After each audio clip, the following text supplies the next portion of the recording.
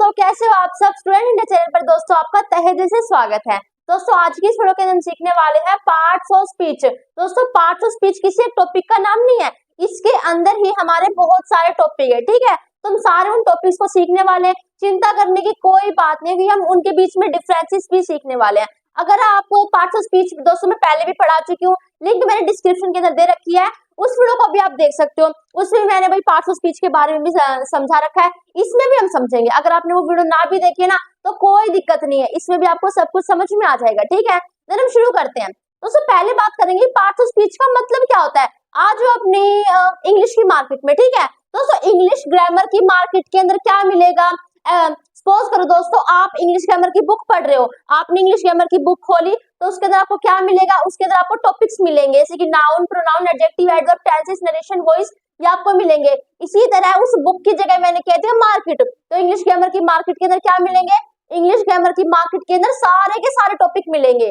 ठीक है, तो अब पार्ट्स ऑफ स्पीच का मतलब क्या होता है दोस्तों। सपोज करो आपने सुने होंगे ना कि नेता लोग जब भाषण देते हैं तो मान लो हिंदी में भाषण नहीं दे रहे, वो इंग्लिश में भाषण दे रहे हैं। ठीक है, तो देखो दोस्तों स्पीच क्या होता है, आपने देखा होगा स्पीच का मतलब क्या होता है। स्पीच का मतलब होता है भाषण देना। ठीक है, तो नेता लोग भाषण दे रहे हैं इंग्लिश में, अरे वो बेशक भाषण दे रहे हो, बेशक वो स्पीच दे रहे हैं, लेकिन वो बोल तो इंग्लिश के सेंटेंसेस ही रहे हैं ना, वो तो इंग्लिश के सेंटेंसेस रहे हैं। ठीक है, बोल तो इंग्लिश के सेंटेंसेस रहे हैं, तो उसी को उन्हीं इंग्लिश के सेंटेंसेस को हमने क्या कह दिया, स्पीच कह दिया। तो उन्हीं का मैं इंग्लिश का सेंटेंस लिया और मैंने यहाँ पे लाके रख दिया। ठीक है, तो हमारी क्या है, स्पीच ही एक प्रकार से। ओके, अब इस स्पीच के पार्ट्स जैसे कि बॉडी के पार्ट्स नहीं होते हैं, जैसे भाई किसी की बॉडी है तो उस बॉडी के पार्ट्स हो गए आईज, नोज, ईयर, टंग, लिप्स। तो इसी तरह दोस्तों एक स्पीच के पार्ट्स होते हैं, जैसे कि मान लो पूरी की पूरी स्पीच है, इसके अंदर ये पार्ट है, ये पार्ट है, ये पार्ट है, ये पार्ट है, तो इनके पार्ट्स, स्पीच के पार्ट्स, ये हमारी स्पीच थी, इसके जो ये भाग थे ना पार्ट्स, इनको हम क्या कहते हैं दोस्तों, पार्ट्स ऑफ स्पीच कहते हैं। बस अंदर कितना है, बॉडी के जो पार्ट्स होते हैं उनका हमें नाम याद रहता है, यानी कि उनके हमें नाम पता होते हैं। यहाँ पे क्या है, मुझे कैसे पता चला कि यहाँ पे आंख है, भाई मुझे पता है इसका नाम आईज है, इसका नाम नोज है, इसका नाम ईयर है, इसका नाम लिप्स है। कैसे पता चला, भाई नाम मुझे पता था। ठीक है, तो बॉडी के पार्ट्स के नाम तो मुझे पता थे, लेकिन स्पीच के पार्ट्स के नाम मुझे नहीं पता थे। ठीक है, मुझे ये तो पता था कि हमारी पार्ट्स ऑफ स्पीच है, ठीक है, तो मुझे पता था, लेकिन मुझे ये नहीं पता था कि स्पीच में जो पार्ट्स है ना उनके नाम क्या है, और वही नाम आज हम सीखने वाले हैं। ठीक है, इंग्लिश ग्रामर की मार्केट के अंदर कुछ ऐसे टॉपिक है दोस्तों, मेरी बात ध्यान से सुनो। इंग्लिश ग्रामर की मार्केट के अंदर हम गए, बाजार के अंदर हम गए, उसके अंदर कुछ ऐसे टॉपिक हैं जो एक सेंटेंस के अंदर हिस्सा लेते हैं। ठीक है, और वो कौन कौन से टॉपिक है, वो है हमारे noun, pronoun, verb, adjective, adverb, preposition, conjunction, interjection. केवल ये 8 टॉपिक है। नोमा आर्टिकल जिसे भी हम पढ़ेंगे, यानी कि भाई उसे केवल माने तो केवल 8 पार्ट्स ऑफ स्पीच ही जाते हैं, लेकिन हम ये भी पढ़ेंगे क्योंकि भाई ये भी एक सेंटेंस का पार्ट बन जाता है। ठीक है, हम इसे भी पढ़ेंगे। ओके, ये 9 एक ऐसी चीज है, ये 9 टॉपिक ऐसी चीज के नाम है जो एक सेंटेंस के अंदर भाग ले सकते हैं। ठीक है, यहाँ पे मोनिका लिखा हुआ है, यहाँ पे इज लिखा हुआ है, यहाँ पे गोइंग लिखा हुआ है, इनके नाम क्या है भाई, कौन सा एडजेक्टिव है, कौन सा नाउन है, कौन सा प्रेपोजिशन है, ये हमें नहीं पता, वही हम सीखने वाले हैं। ठीक है, तो आशा करती हूँ आपको पार्ट्स ऑफ स्पीच का मतलब समझ में आ गया होगा। एंड अब हम शुरू करेंगे नाउन प्रोनाउन, अपना सब कुछ सीरीज वाइज सीखेंगे। तो अब हम पढ़ेंगे नाउन और प्रोनाउन, इनकी डेफिनेशन भी पढ़ेंगे और इनके बीच में अंतर भी समझते रहेंगे। ठीक है, यानी कि भाई हर एक टॉपिक को ले लेंगे और उसके बीच में हम अंतर की तरीके से पढ़ेंगे। ओके, देखो पहले शुरू करते हैं नाउन से। नाउन का मतलब क्या होता है तो सब नाउन को हिंदी में कहते हैं संज्ञा, यानी कि संज्ञा का अर्थ होता है इस दुनिया में आप जिसे भी उसके नाम से पुकार सको ना, उसे हम नाउन कहते हैं। बस इतनी सी डेफिनेशन थी, इसमें और कुछ भी नहीं था। क्या था इसमें, नाउन का मतलब होता है नाम, किसी का भी नाम, दुनिया में जिस भी चीज का नाम है उसे हम नाउन कहते हैं। इन्हें हम नेमिंग वर्ड्स भी कहते हैं। ठीक है, क्या कहते हैं, इन्हें हम नेमिंग वर्ड्स भी कहते हैं। जिस चीज को भी आप नाम से बोल सको उसे हम क्या कहते हैं, नाउन कहते हैं। अब प्रोनाउन क्या होता है दोस्तों, उस नाम की जगह पर मैं जिस शब्द का यूज कर दूं उसे मैं क्या कहूंगी, प्रोनाउन कहूंगी। नहीं समझ में आया, कोई दिक्कत नहीं है। ठीक है, मेरा नाम क्या है मुझे बताओ, नहीं पता, कोई नहीं, मैं बता रही हूँ। मेरा नाम है कनिष्का, तो मैंने अपने आप को नाम दे दिया कनिष्का। देन कनिष्का क्या है, कनिष्का नाउन है क्योंकि एक नेमिंग वर्ड है, लेकिन मैं बार बार में कनिष्का की जगह पे मैं शब्द का यूज कर रही हूँ। आपने दोस्तों एक बात पे ध्यान दिया, पार्ट्स ऑफ स्पीच के अंदर बहुत सारे टॉपिक है, लेकिन जब मैंने वीडियो बनानी शुरू की थी ना, अभी मतलब जब मैंने शुरू किया था तब से मैं प्रोनाउन का यूज कर रही हूँ, और अभी भी मैं प्रोनाउन का यूज कर रही हूँ। आपके लिए मैं आप शब्द का यूज कर रही हूँ, अपने लिए मैं शब्द का यूज कर रही हूँ। ठीक है दोस्तों, तो प्रोनाउन क्या होता है दोस्तों कि नाम के स्थान पर मैं जिन शब्दों का यूज कर दे, फिर हम जिन शब्दों का यूज कर दे उसे हम प्रोनाउन कहते हैं। जैसे मेरा नाम कनिष्का है, मैं अपना नाम जो मेरा नाम है ना कनिष्का, मैं उसे नहीं बोल रही। आपने ध्यान दिया, मैं अपने लिए मैं शब्द का यूज कर रही हूँ। मान लो आपकी मम्मी ने कहा, आप में से मैंने किसी का भी नाम ले लिया मोहन, ठीक है, आप भी जो जो मेरी वीडियोस देख रहे हो, मैंने उसमें से नाम ले लिया मोहन। आपकी मम्मी ने कहा कि मोहन बेटा खाना खा लो, ठीक है, और आपने क्या जवाब दिया, भाई जो भी मोहन है सुनता रहे, ठीक है, आपने क्या जवाब दिया कि हाँ मम्मी मैं आया। मैं कौन है, मैं तो मोहन है, मोहन हमारा नाम है। उस नाम के सामने मैंने मोहन ने मैं शब्द का यूज कर लिया ना, तो मैं क्या हुआ, प्रोनाउन हुआ ना। तो रिप्लेसिंग वर्ड जो नाउन को रिप्लेस करने के बाद आए, यानी कि मान लो नाउन यहाँ पे है तो नाउन को हटा देगा और उसकी जगह पे आ जाएगा प्रोनाउन।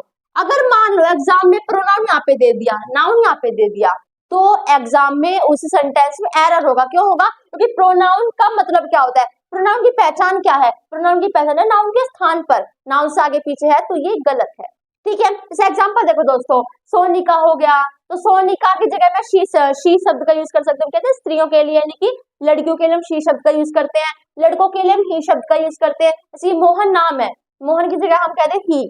ठीक है, जैसे कि मोनिका, सोनिका, रोहन, ये इतने सारे नाम है। अब मोनिका सोनिका के लिए शी भी है, रोहन के लिए ही भी है। देन मैं यहाँ पे क्या कहूँ भाई, इन तीनों को मुझे बुलाना है तो मैं ही बोलूँ फिर शी बोलूँ।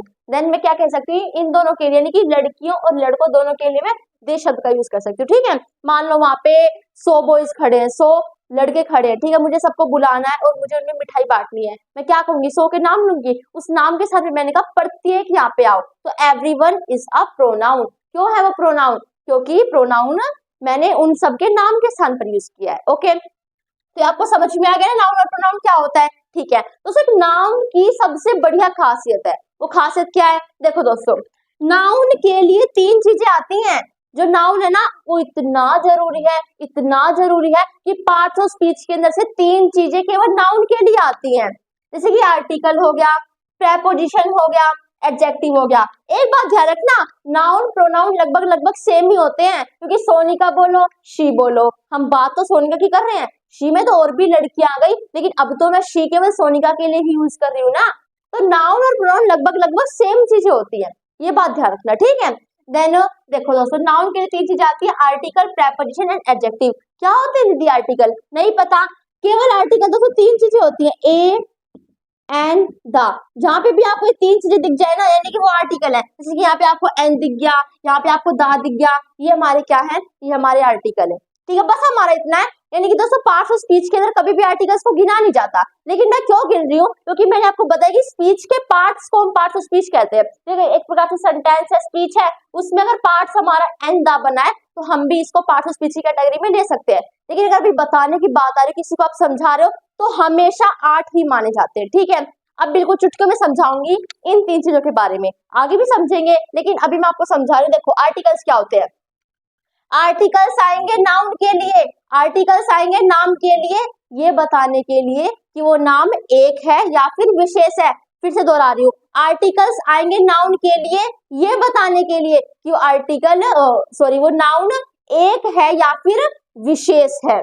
प्रेपोजिशन आएंगे नाउन के लिए, प्रेपोजिशन क्यों आते हैं, नाउन से पहले आते हैं, ये नाउन के लिए नहीं आती प्रेपोजिशन हमेशा नाउन से पहले आएंगे। क्यों आएंगे, वो नाउन का जो सेंटेंस में और जो पार्ट बच गया उससे क्या करने के लिए, रिलेशन, संबंध बताने के लिए। ठीक है, फॉर एग्जाम्पल यहाँ पे एग्जाम्पल है, हाँ ये रहा, जैसे कि दोस्तों हमारा टू है ना, टू हमारा प्रेपोजिशन है, तो टू के बाद तो हमेशा नाउन ही होगा। ठीक है, तो ये प्रेपोजिशन क्यों आया, नाउन का रेस्ट ऑफ द सेंटेंस, जो भी हमारा सेंटेंस बच गया उससे संबंध बताने के लिए।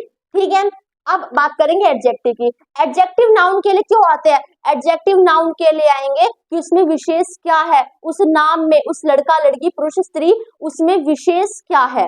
ठीक है, नाउन केवल इंसान नहीं हो सकता, ये पेन है ना, ये पेन भी नाउन है, क्योंकि मुझे क्या पता ये चीज ऐसे पड़ी थी, मैंने उसको कह दिया नाम, ये भी हमारा क्या है, नाउन है। ठीक है दोस्तों, मुझे एक बात बताओ, मैं हुई थी इस बात पे कंफ्यूज, और आपको भी होना चाहिए और आप होगे भी। मम्मी शब्द देखा है, देखा नहीं सुना है, पापा शब्द, दादा शब्द, उन्हें एक प्रकार से देखे ना तो उन्हें हमें प्रोनाउन मानना चाहिए, क्योंकि अब मम्मी का जो नाम है ना, हम कभी भी उनका नाम नहीं बोलते अपने मम्मी पापा का, उन नाम के स्थान पे मम्मी शब्द का यूज कर रहे हैं। तो नाम के स्थान पे तो जिन शब्दों का यूज करते हैं प्रोनाउन कहते हैं, क्योंकि कनिष्का दीदी ने बताया था। तो आप मम्मी को प्रोनाउन मानोगे? नहीं, ये गलत है।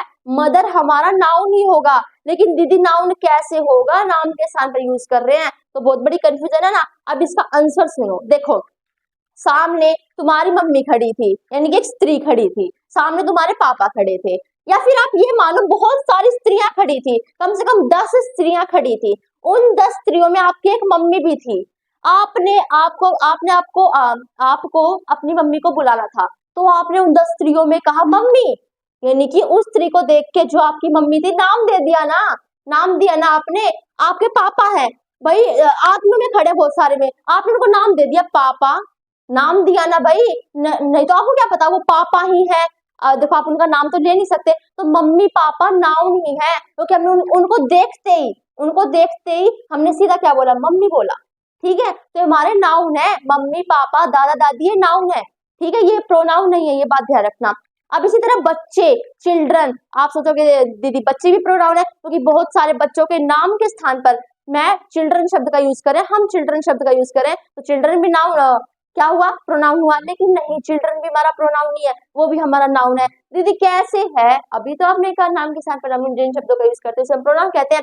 ये बात ठीक है, लेकिन कंफ्यूजन तो है ही, लेकिन मैं बताऊंगी ना। ठीक है, देखो आदमी खड़े थे, औरतें खड़ी थी, बच्चे खड़े थे, दादा खड़े थे, दादी खड़ी थी, यानी कि बूढ़े भी खड़े थे, जवान भी खड़े थे, बच्चे भी खड़े थे। मुझे बच्चों को इंडिकेशन करना था, लेकिन मुझे ये नहीं पता था कि मैं उन्हें क्या नाम से बुलाऊं। मान लो भाई मुझे आदमियों को बुलाना है, मुझे जो बूढ़े लोग हैं, जो जवान लोग हैं और जो बच्चे हैं, मुझे उनमें से बच्चों को बुलाना है, तो मैं कैसे बुलाऊंगी भाई? मेरे पास कोई नाम तो होना चाहिए जिससे मैं उन्हें बुलाऊं, नाम तो कोई होना चाहिए ना। तो मैंने उनसे सीधा क्या कहा, बच्चे कहा, तो बच्चा मैंने एक नाम तो टेक दिया ना उनका।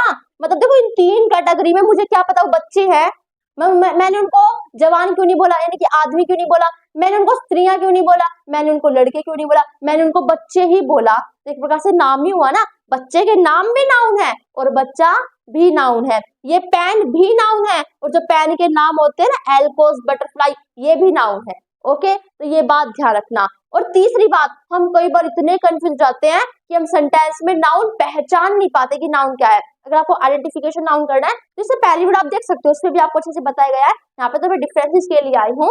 देन देखो हम कैसे पहचान सकते हैं कि भाई नाउन को कैसे पहचानेंगे कि सेंटेंस के अंदर आर्टिकल से, प्रेपोजिशन से, एडजेक्टिव से।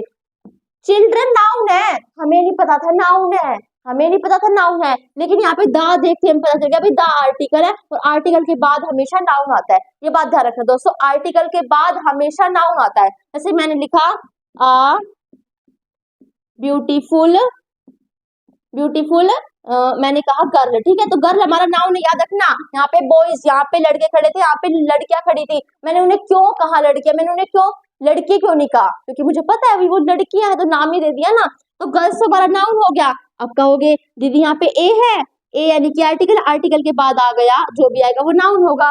ये नाउन कैसे हो सकता है दीदी? अभी आपने तो बताया कि आर्टिकल के बाद नाउन आएगा। नहीं, ये बात ध्यान रखना बस दोस्तों, क्या कि आर्टिकल्स नाउन के लिए आते हैं, आर्टिकल्स जरूरी नहीं नाउन से पहले आए, यानी कि आर्टिकल्स नाउन से पहले आ भी सकते हैं और नाउन से पहले आ नहीं भी सकते हैं। जैसे कि देखो यहाँ पे तो आर्टिकल सीधा नाउन से पहले ही आ गया, ठीक है, लेकिन यहाँ पे आर्टिकल नाउन के यहाँ पे यानी कि तीसरे नंबर पे आया है, यानी कि बीच में कुछ और आ गया। ठीक है, तो इसका मतलब ये नहीं कि ए हमारा ब्यूटीफुल के लिए आया है, ए हमारा आया तो नाउन के लिए ही है, क्योंकि एक लड़के की बात हो रही है ना, ए एन का मतलब होता है एक। ठीक है, तो दीदी ब्यूटीफुल क्या है? मैंने कहा एक सुंदर लड़की, लड़की की क्या विशेषता है कि वो सुंदर है। ठीक है, तो एडजेक्टिव क्या होते हैं? एडजेक्टिव जो नाउन की खासियत बताए कि उसमें विशेष क्या है। देन ब्यूटीफुल हमारा क्या हो गया? ब्यूटीफुल, ब्यूटीफुल के बाद क्या आएगा?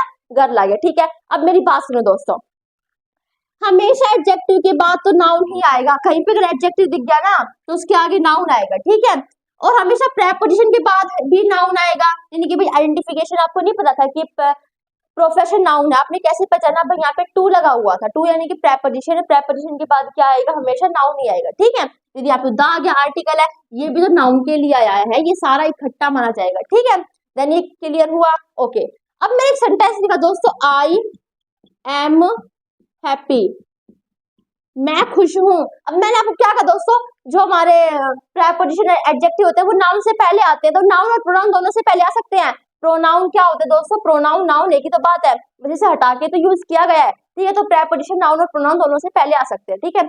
अब देखो दोस्तों, आई एम हैप्पी, मैं खुश हूँ, मेरी विशेषता क्या है कि मैं खुश हूँ, यानी कि हैप्पी प्रोनाउन की विशेषता बता रहे। और अभी दीदी ने कहा कि नाउन प्रोनाउन सेम ही होते हैं, यानी कि इनकी विशेषता एडजेक्टिव बताएगा। अब इसकी विशेषता बताई जा रही है, हैप्पी बता रहे हैं, ये एडजेक्टिव है, लेकिन दीदी ने अभी ये कहा कि एडजेक्टिव के बाद नाउन भी आएगा, लेकिन यहाँ पे तो नाउन नहीं है, कोई नहीं।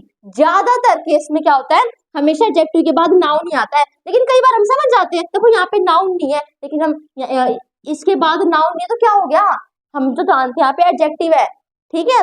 बात समझ में, तो एडजेक्टिव ऐसे भी आ सकता है, यानी कि भाई इस केस में भी आ सकता है, और एडजेक्टिव नाउन से पहले भी आ सकता है, ठीक है। तो नाउन की आइडेंटिफिकेशन थी, नाउन के तीन चीजें आती हैं, पहली आर्टिकल ये बताने के लिए कि नाउन एक है या फिर विशेष है, दूसरी प्रेपोजिशन नाउन का नाउन से पहले आ जाएगा, नाउन का दूसरे सेंटेंस से रिलेशन संबंध बताने के लिए, तीसरा एडजेक्टिव विशेषता बताने के लिए कि नाउन में खासियत क्या है, ठीक है।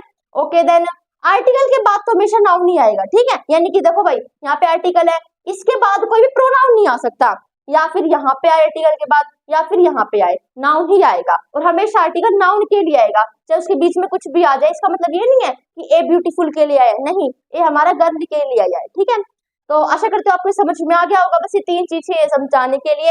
एंड अब हम आगे अब हम पढ़ेंगे वर्ब का कॉन्सेप्ट। देखो दोस्तों, वर्ब क्या होता है, वर्ब को हम हिंदी में कहते हैं क्रिया। इसका मतलब क्या होता है कि कर्ता द्वारा काम क्या किया जा रहा है। अब कर्ता कौन होता है, किसी भी काम को करने वाले को हम कर्ता कहते हैं। जैसे कि मैंने कहा मोहन ने खाना खाया, तो खाना खाने का कार्य किसने किया है, मोहन ने किया है, देन मोहन हमारा क्या है, कर्ता है, यानी कि सब्जेक्ट है, ठीक है। तो सब्जेक्ट द्वारा क्रिया क्या की जा रही है, भाई मैंने कहा मोहन ने खाना खाया, तो मोहन द्वारा क्या किया जा रहा है, मैंने कहा मोहन द्वारा क्या किया जा रहा है, यानी कि भाई मोहन क्या कर रहा है, मोहन खाने का कार्य कर रहा है। खाना जो है ना, जो भोजन है, वो तो हमारा ऑब्जेक्ट है, ठीक है। ऑब्जेक्ट क्या होता है, ऑब्जेक्ट होता है दोस्तों कर्म, यानी कि कर्ता जो भी काम कर रहा है ना, उसका प्रभाव किस पे पड़ रहा है, उसका प्रभाव किस पे पड़ रहा है, भोजन पे पड़ रहा है, क्योंकि मोहन भोजन को खा रहा है, तो भोजन हमारा ऑब्जेक्ट हो गया।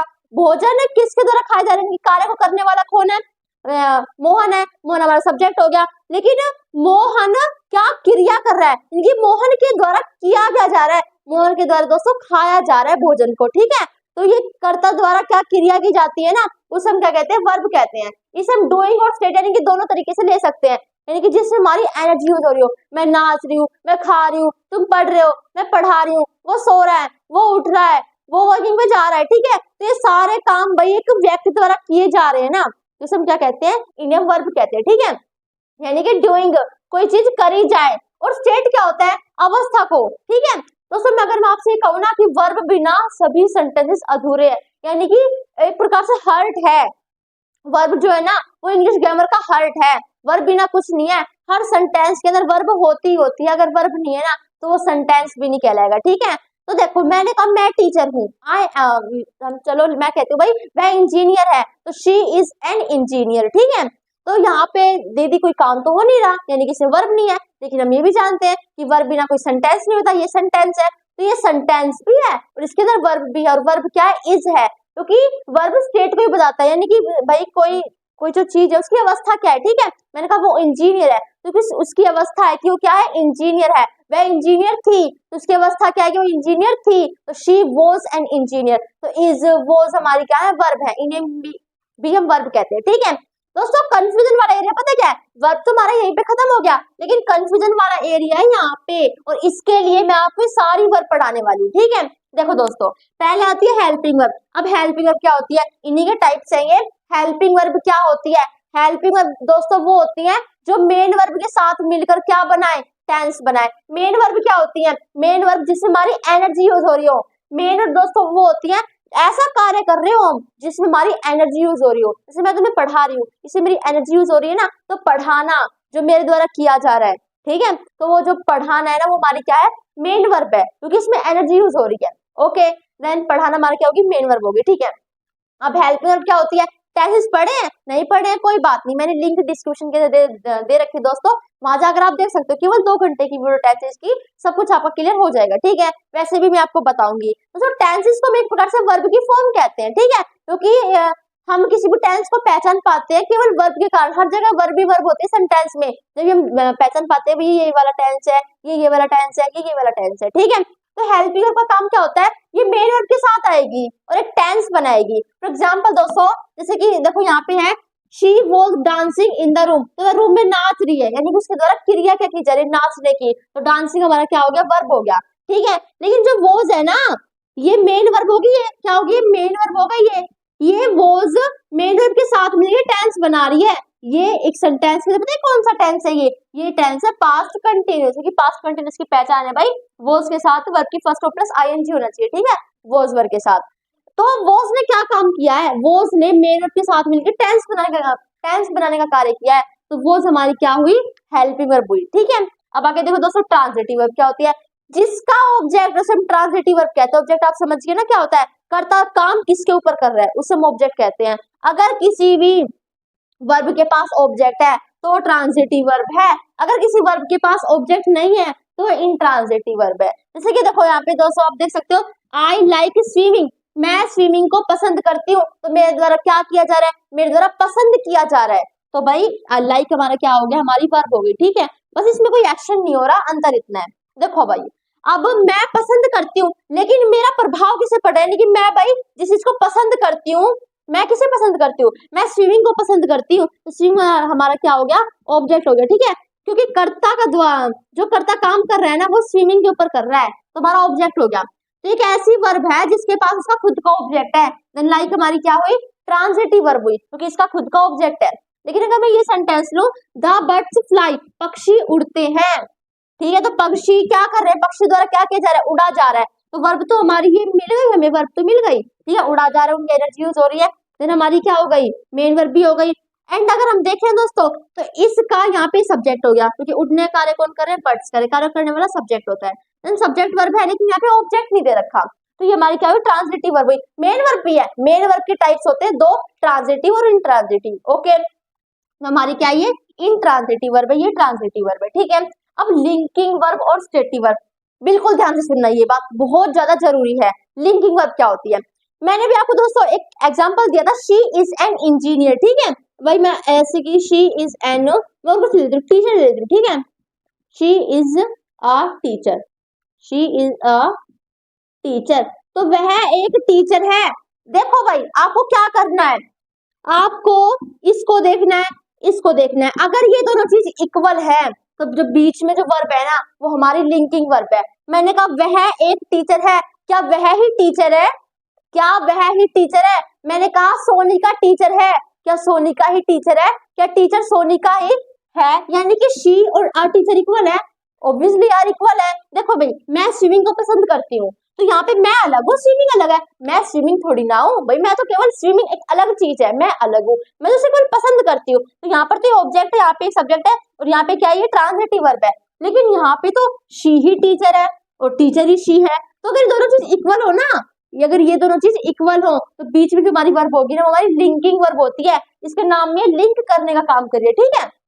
अब दोस्तों मेरी दूसरी बात सुनो, मैंने क्या कहा दोस्तों आपको, कि ऑब्जेक्ट वो होता है, सब्जेक्ट का प्रभाव जिस चीज के ऊपर पड़े उसे हम ऑब्जेक्ट कहते हैं। जैसे कि यहाँ पर भाई सबकी इन चीजों के ऊपर प्रभाव पड़ रहा है, ठीक है, जैसे मैंने कहा she is not like him, वह उसे पसंद नहीं करती है, तो उसका प्रभाव वह उसे, she is not like him, वह उसे पसंद नहीं करते, ये भी आपको समझाऊंगी। लेकिन आप यहाँ पे देखो, यहाँ पे तो आपको ऑब्जेक्ट समझ में आ गया, देन आप ये आप पता है क्या है, ये हमारा सब्जेक्ट है, ये हमारी वर्ब है, हमारा ऑब्जेक्ट हुआ नहीं, ये हमारा ऑब्जेक्ट नहीं है, क्योंकि मैंने आपको कहा था कि ऑब्जेक्ट वो होता है, प्रभाव किसके ऊपर पड़ रहा है, सब्जेक्ट जो काम कर रहा है किसके ऊपर कर रहा है, उसे हम ऑब्जेक्ट कहते हैं। लेकिन यहाँ पे तो किसी के ऊपर काम ही नहीं किया जा रहा, यहाँ पे तो ये बताया जा रहा है कि भाई वह क्या है, टीचर है, ठीक है, तो ये बात बताई जा रही है, देन ये ऑब्जेक्ट नहीं है, ये ऑब्जेक्ट नहीं, तो क्या है, तो दोस्तों ये होता है हमारा सब्जेक्ट कॉम्प्लीमेंट, ठीक है, कॉम्प्लीमेंट का मतलब होता है पूरक, सब्जेक्ट को जो पूरा करे, तो सब्जेक्ट हमारा शी है, शी की पूरी बात क्या है, कि वो टीचर है, जिसे हम सब्जेक्ट कॉम्प्लीमेंट कहते हैं।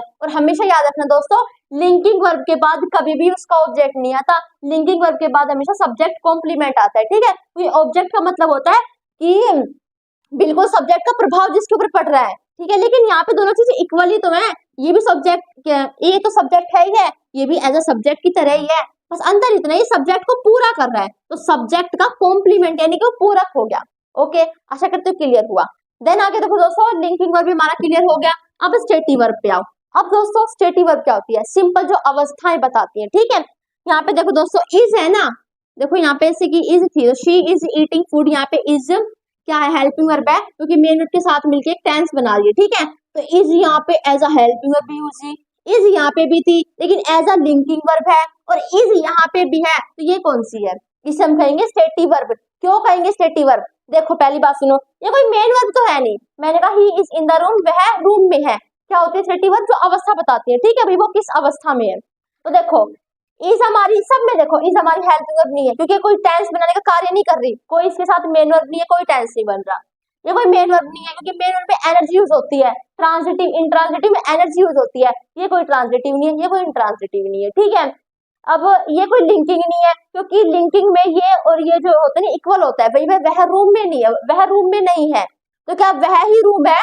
भाई यहाँ पे शी टीचर था, शी ही टीचर था, वो रूम थोड़ी ना है, वो तो लड़का है, रूम अलग है, बस वो क्या करेगी, वह रूम में नहीं है, तो इक्वल भी नहीं है, देन ये लिंकिंग वर्ब भी नहीं है, तो क्या बचा? ये स्टेटिव वर्ब। तो बात ध्यान रखना दोस्तों, इस हमारा क्या है? स्टेटिव वर्ब है। ये कंफ्यूजन हुआ था सबसे पहले मुझे, और इतना हुआ था, मतलब 1-2 महीने तक भी कंफ्यूजन था और कभी दूर ही नहीं हुआ, लेकिन अब जाके दूर हुआ, इसलिए आपको बता दिया, ठीक है। कभी आप कंफ्यूज हो, देन आशा करते दोस्तों आपको समझ में आ गया होगा। एक बार इन एग्जांपल को देख लो, आई एम रनिंग, मैं दौड़ रही हूँ, देन एम आपको बताना कौन सी वर्ब है, शी किल्ड हिम कौन सी वर्ब है, ही हैज अ कार, उसके पास एक कार है, तो कोई कार्य नहीं हो रहा इसमें, ये एक स्टेट को बता रहा है, ठीक है। देन हैज भी हमारी क्या है? वर्ब है, हर जगह होती है वर्ब, बिना वर्ब कोई सेंटेंस हो ही नहीं सकता। तो आशा करते हो आपको समझ में आ गया होगा। अब हम पढ़ेंगे एडजेक्टिव और एडवर्ब। दोस्तों हम पढ़ेंगे एडजेक्टिव और एडवर्ब के बीच में डिफरेंस। दोस्तों इन दोनों का काम ही होता है विशेषता बताने का, यानी कि दोनों जो काम होते हैं इनके दोनों के, वो बड़े अच्छे काम होते हैं, यानी कि ये भी क्वालिफाइंग वर्ड्स हैं, इनकी ये भी क्वालिफाई विशेषता बताने का काम करता है, खासियत बताने का काम करता है, ये भी खासियत बताने का काम करता है। बस दोस्तों अंतर कितना है कि जो एडजेक्टिव खासियत बताता है ना, वो नाउन और प्रोनाउन की बताएगा, ओके, और जो एडवर्ब खासियत बताएगा वो वर्ब की, एडजेक्टिव की और एडवर्ब, ये इन तीनों की खासियत बताता है और ये इन दोनों की खासियत बताता है, ठीक है। मेन कहा जाता है कि एडवर्ब वर्ब की खासियत बताता है, लेकिन इनकी बता देता है, एडजेक्टिव की विशेषता बता देता है और एडवर्ब की भी विशेषता बता देता है, ठीक है। देखो जैसे कि एग्जांपल दोस्तों, the clever fox defeated the brave lion, ठीक है। तो यहाँ पे देखो द है आर्टिकल, तो इसके बाद जो भी होगा नाउन होगा, और यहाँ पे जो फॉक्स है ना वो हमारा नाउन है, लोमड़ी नाम टेक देना, ठीक है। फोक्स वैसे लोमड़ी नहीं होता दोस्तों, फोक्स हमारा लोमड़ होता है, कि फोक्स विक्सन, तो विक्सन हमारी लोमड़ी हुई, ठीक है, ये बात ध्यान रखना। यहाँ पे भी द आ गया, तो लोन हमारा क्या हुआ? नाउन हुआ। अब इनके बीच में ये क्या है? ये क्या है? देखो भाई, मैंने कहा द क्लेवर फोक्स, ए मैंने कहा चतुर लोमड़, ठीक है। तो यहाँ इसका मतलब क्या है दोस्तों? यहाँ पे जो फोक्स की विशेषता क्या है कि वो क्लेवर है, यानी कि वो चतुर है, तो फोक्स हमारा नाउन है, और नाउन की विशेषता क्या है कि वो चतुर है, यानी कि एडजेक्टिव है, ठीक है। तो क्या हुआ? हमारा एडजेक्टिव है यहाँ पे। ऐसे बहादुर शेर, शेर की विशेषता क्या है कि वो बहादुर है, तो नाउन की विशेषता जो भी बताएंगे हम क्या कहेंगे? एडजेक्टिव कहेंगे, ठीक है। ऐसे यहाँ पर है, आई मेट हिम यस्टरडे, मैं उनसे कल मिली, मैं उससे क्या मिली? कल मिली, ठीक है। यहाँ पे यस्टरडे क्या है? मुझे पता है यहाँ पे यस्टरडे क्या है। तो यहाँ पे यस्टरडे हमारा एडवर्ब है, क्यों है? क्योंकि देखो मिलने का काम किया गया है, आई के द्वारा, मेरे द्वारा मिलने का काम किया, मिलने कार्य किया गया है, और मेरे द्वारा जो क्रिया की जाएगी उसे हम वर्ब कहते हैं, यानी कि यहाँ हमारा जो मैट है वो हमारी वर्ब है, ठीक है। अब वर्ब की विशेषता क्या है कि वो कल हुआ था, भाई मैं उससे कल मिली थी, तो जो मिलना है ना वो यस्टरडे यानी कि कल हुआ था, तो मिलने की विशेषता क्या है? जो कल हुआ था, देन हमारे ये क्या है? एडवर्ब है, ठीक है। तो यहाँ पे देख सकते हो दोस्तों आप, he walked carefully as he had injured his legs, ठीक है।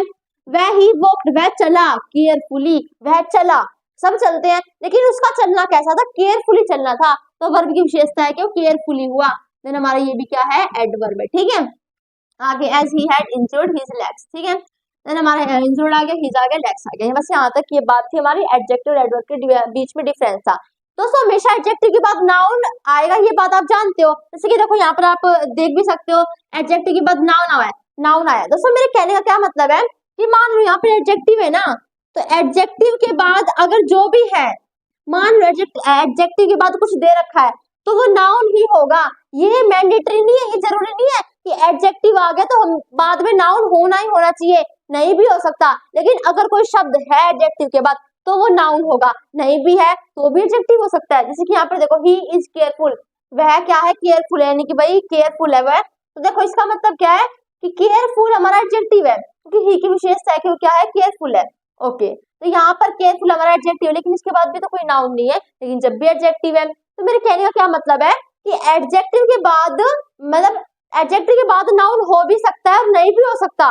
लेकिन मान लो एडजेक्टिव के बाद कोई शब्द है ना, कोई शब्द दे रखा है तो वो नाउन ही होगा, नहीं दे रखा है तो एडजेक्टिव हो भी सकता है, नहीं भी हो सकता है। यहाँ पे देखो, यहाँ पे कुछ भी नहीं है, लेकिन जब भी आगे से विशेषता बताई ना इसने, नाउन या फिर प्रोनाउन की, ठीक है।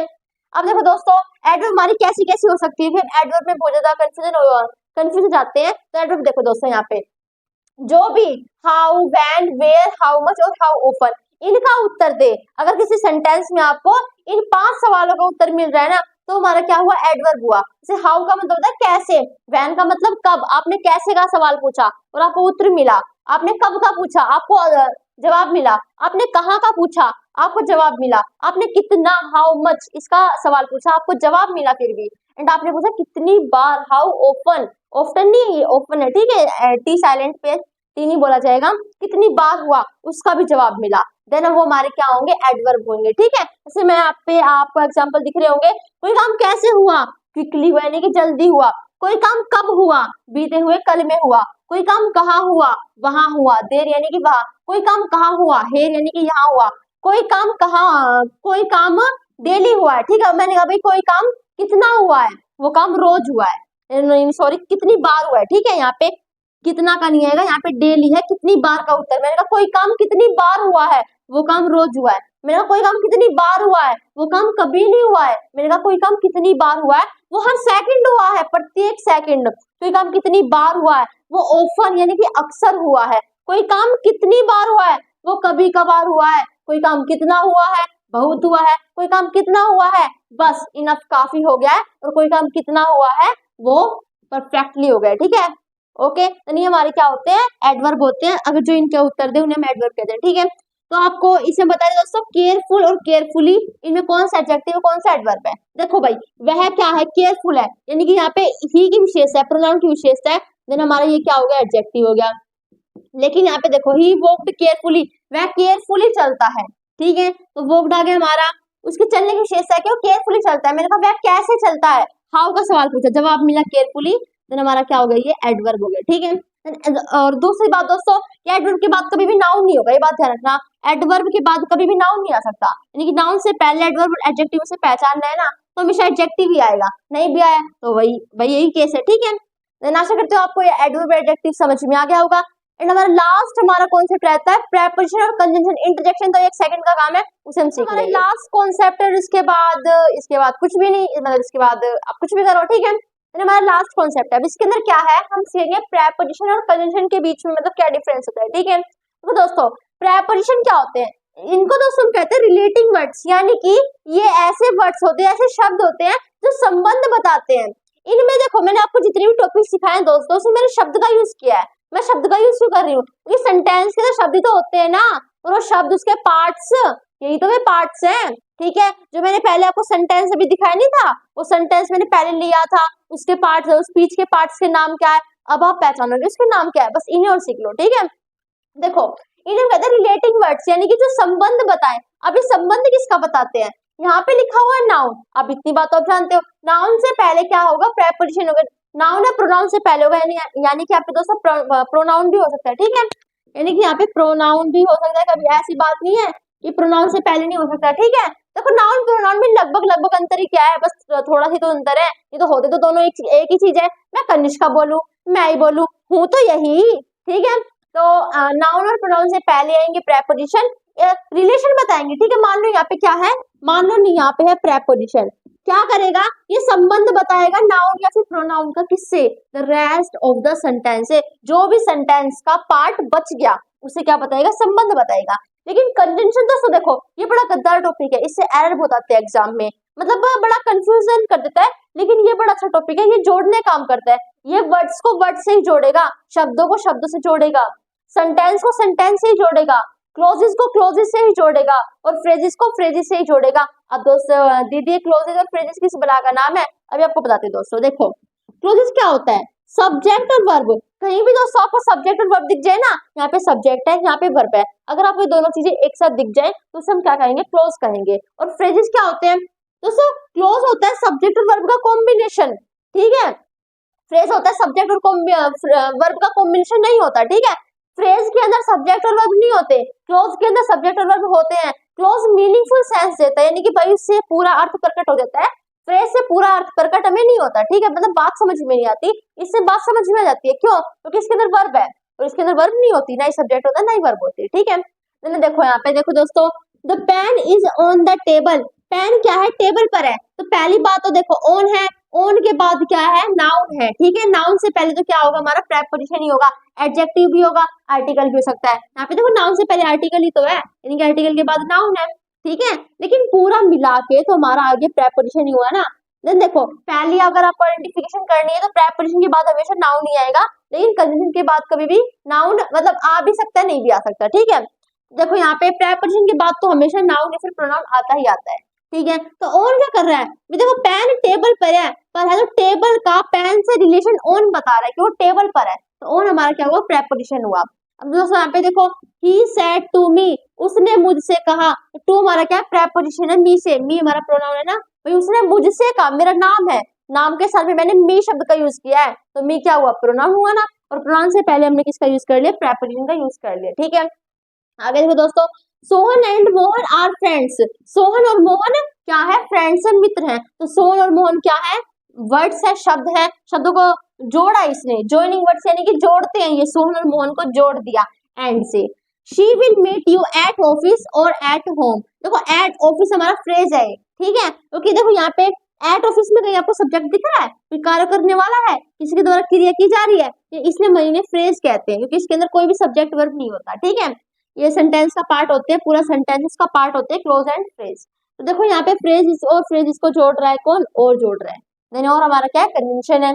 He said that he was busy, उसने कहा कि वह बिजी है। तो देखो ही सब्जेक्ट है, सेड वर्ब है, सब्जेक्ट प्लस में वर्ब, ही सब्जेक्ट है, वाज वर्ब है, सब्जेक्ट प्लस में वर्ब।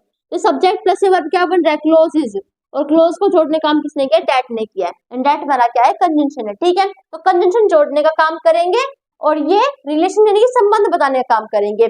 अगर देखो आपको नहीं पता था कि आपको समझ में आया है नहीं आया है, तो ये अगर आपने ये सोल्व कर दिया ना, इसको आपने सही जवाब दे दिया, तो आप पहचान जाए, मतलब आपको पता चल जाएगा कि भाई हाँ आपको प्रेपोजिशन और कंजंक्शन के बीच में डिफरेंस समझ में आ गया है। जैसे कि देखो यहाँ पे दोस्तों, the dog ran after the cat, the dog ran after I had left. अब यहाँ पे कौन सा आफ्टर प्रेपोजिशन है, कौन सा आफ्टर कंजंक्शन, आपको ये बताना है। देखो द डॉग, अब आप बता दो, ठीक है, आपने सोच लिया ना क्या सोच लिया, अब मैं बता रही हूँ, अब देखो, ठीक है। द डॉग रैन, कुत्ता दौड़ा, आफ्टर द कैट, कैट के बाद, ठीक है। The dog ran after the dog ran, कुत्ता दौड़ा आफ्टर द कैट। तो आफ्टर ये क्या है, मुझे बता दो दोस्तों क्या है। तो यहाँ पे जो आफ्टर है दोस्तों, वो हमारा क्या है, प्रेपोजिशन है। क्यों है, क्योंकि एक तो देखो इसके बाद क्या है, इसके बाद द कैट है, यानी कि द कैट हमारा नाउन है, नाउन से पहले तो प्रेपोजिशन नहीं हो सकता है ना, ठीक है। तो यहाँ पे भी तो नाउन था मोहन, नाउन से पहले भी कंजंक्शन था, लेकिन मोस्टली केवल एंड और ये दो कंजंक्शन है जिनके बाद नाउन आ सकता है, लेकिन मतलब और कंजंक्शन के बाद नाउन नहीं आता। मेरे कहने का क्या मतलब है कि मान लो बहुत सारे कंजंक्शन है, तो इनमें से केवल एंड और ये दो कंजंक्शन ही ऐसे हैं जिनके बाद हमारा नाउन आ सकता है, पर लेकिन और भी है ना जो उनके बाद कभी नाउन नहीं आता, ठीक है, ये बात ध्यान रखना। तो देखो प्रेपोजिशन हमारा क्योंकि इसके बाद नाउन है। अब यहाँ पे देखो the dog ran after, the dog हमारा सब्जेक्ट हो गया, रैन हमारी वर्ब हो गई, क्या बना, क्लोज बना। आई क्या है, सब्जेक्ट, हेड क्या है, वर्ब, क्या बना, क्लोज बना। तो क्लोज को छोड़ने काम किसने किया, आफ्टर ने किया है। देखो द डॉग रैन, कुत्ता दौड़ा, आफ्टर द कैट, यानी कि बिल्ली के बाद, तो बिल्ली के बाद कुत्ता दौड़ा, इसका रिलेशन आफ्टर ने बताया। और यहाँ पे देखो द डॉग रैन, कुत्ता भागा, आफ्टर आई हैड लेफ्ट, जब मैं वहां से मतलब गया, ठीक है, मतलब आई हैड लेफ्ट, जब मैंने स्थान को छोड़ा तब क्या हुआ, कुत्ता भागा, ठीक है। तो यहाँ पे एक कंजंक्शन है, यहाँ पे एक प्रेपोजिशन है, ठीक है। तो आशा करती हूँ आपको समझ में आ गया होगा। और अब हम पढ़ेंगे इंटरजेक्शन क्या होता है। ये तो बिल्कुल छोटी सी बात है, इंटरजेक्शन होते क्या है, तो सब इंटरजेक्शन कहते हैं एक्सप्रेसिंग वर्ड्स, यानी कि ये एक्सप्रेस करने का काम करते हैं। यानी कि दोस्तों जैसे मैंने कहा भाई हम जैसे कि हम ऐसे नहीं कहते, हमें किसी चीज खुशी हो जाती है, हम कहते हैं हुर्रा, ओई माँ, ये वो, मतलब ऐसा होता है इंटरजेक्शन जो हमारे एक्सप्रेस बताते हैं, यानी कि हमारे मूड को बताते हैं। जैसे भाई मैं खुश हूँ तो मैं हुर्रे ये करूंगी, हम कहते हैं भाई अल्लाह हाय, ऐसे हम खुश हो जाते हैं, ठीक है। तो इनको हम क्या कहते हैं, इंटरजेक्शन कहते हैं। ओ मतलब चौंकने वाले, जैसे हम हैरान हो जाते हैं, चौंक जाते हैं, इन शब्दों को हम इंटरजेक्शन कहते हैं, ठीक है। तो मैंने कहा hurrah, I won the match, तो हुर्रा हमारा क्या है, हुर्रा हमारा एक इंटरजेक्शन है। अगर आपको ढंग से सीखना है तो आप गूगल पे जा सकते हो और बस सर्च करो एग्जाम्पल्स ऑफ इंटरजेक्शन, 2 मिनट में समझ में आ जाएंगे, ठीक है। तो दोस्तों आशा करती हूँ आपको सब कुछ समझ में आ गया होगा। और जो मैंने अभी आपको पहले एक एग्जाम्पल दिया था ना, वही जो भी एग्जाम्पल था, अब उसमें आपको पार्ट्स के नाम भी बताने हैं। बॉडी के पार्ट्स के जैसे आपने नाम बताए थे, ऐसे अब आपको उसके ही बताने हैं। दोस्तों जिसने इसके जो स्पीच है, इसके पार्ट्स के नाम बता दिए ना, तो समझ जाना मतलब उसको सब कुछ समझ में आ गया है। अभी तक मैंने जो भी पढ़ा है ना, उसको सब कुछ समझ में आया, ठीक है। देन देखो शुरू करते हैं। यहाँ पे मोनिका क्या है, मोनिका किसी का नाम है। देन हमारा ये क्या है, नाउन है। इज क्या है, कौन सी वर्ब है, इज। देखो यहाँ पे पूरा पढ़ो, यहाँ पे इज गोइंग के साथ मिलके एक टेंस बना रही है जिसका नाम है प्रेजेंट कंटिन्यूस। अगर नहीं आते हैं तो कोई दिक्कत नहीं, आप सीख जाना, ठीक है। टेंस की वीडियो देख सकते हो, आप सीख सकते हो, ठीक है। और मैं आपको बता रही हूँ, इज यहाँ पे है, कौन सी वर्ब है, इज। देखो यहाँ पे पूरा पढ़ो, यहाँ पे इज गोइंग के साथ मिलके एक टेंस बना रही है जिसका नाम है प्रेजेंट कंटिन्यूस। अगर नहीं आते हैं तो कोई दिक्कत नहीं, आप सीख जाना, ठीक है। टेंस की वीडियो देख सकते हो, आप सीख सकते हो, ठीक है। और मैं आपको बता रही हूँ, इज यहाँ पे मेजर के साथ मिलकर टेंस बना रहा है, और मैंने आपको बताया था अगर ऐसा केस हो तो इसे हम क्या कहते हैं, हेल्पिंग वर्ब कहते हैं, ठीक है। अब गोइंग क्या है, जाने की क्रिया की जा रही है, ठीक है, तो क्रिया की जा रही है ना, तो हमारी क्या है, मेन वर्ब है, इसमें हमारी एनर्जी यूज हो रही है, ठीक है। अब टू क्या है, देखो हमारा स्कूल है, स्कूल है ना। स्कूल क्या है भाई, मैंने किसी चीज को देख के कहा स्कूल है, वो किसी चीज को देख के कहा वो मंदिर है, किसी चीज को देख के कहा कि वो हाउस है, तो नाम ही रख दिया उसके, तो हमारा क्या है, नाउन है, ठीक है। अब नाउन से पहले 3 चीजें आती हैं। आर्टिकल, हम जानते हैं आर्टिकल की शक्ल केवल 3 होती है, ए एंड द। यहाँ पे कुछ भी नहीं रखा, ए भी नहीं, एंड भी नहीं, द भी नहीं है, यानी कि आर्टिकल भी नहीं है। एडजेक्टिव की शक्ल तो मैंने आपको बताया नहीं ऐसी होती है।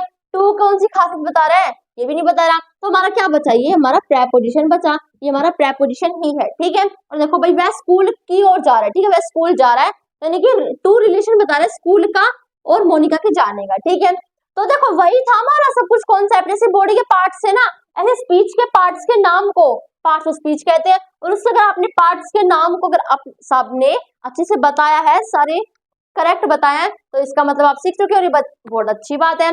एंड दोस्तों अब हम वीडियो का यहीं पे एंड करते हुए हमने सब कुछ सीख लिया है। और अगर आपको वीडियो दोस्तों अच्छी लगी तो लाइक कर देना, सब्सक्राइब कर देना, शेयर कर देना चैनल को नहीं, वीडियो को शेयर कर देना, चैनल को सब्सक्राइब कर देना, ठीक है, ताकि जो भी मैं आप आगे की वीडियोस बनाऊंगी उसकी नोटिफिकेशन आपके पास पहुंच जाए, ठीक है। जय हिंद, जय भारत, और आप अपने घर पर खुश रहो, स्वस्थ रहो।